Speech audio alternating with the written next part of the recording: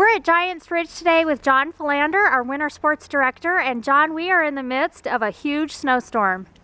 It is so cool. It starts snowing on Monday. Today's Wednesday, and by what the meteorologists are saying, by tomorrow morning, 6 in the morning is when the storm is going to be completed.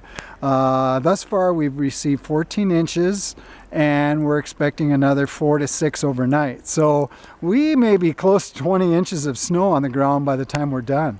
And that's great news for alpine skiers, but even better news for cross country. Oh, it is so huge for our cross country, because last year at this time we didn't even have enough snow to get out in the woods. We were just skiing around a little man-made loop, and now we've been grooming and packing and working our trails. This weekend we're going to be open with 40 kilometers of cross-country skiing groomed, and more to come. It's just now a matter of just keeping up with the snow, and we have to go around so many times with snowmobiles just to get the air out of the snow, get it packed, and then rolled and then groomed.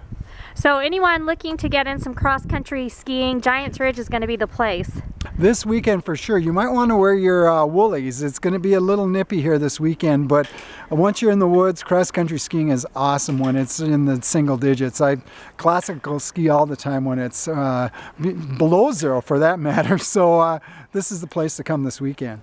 Well, John, thanks so much, and enjoy all this wonderful snow. Thank you, Shannon, and come on out to the Ridge this weekend.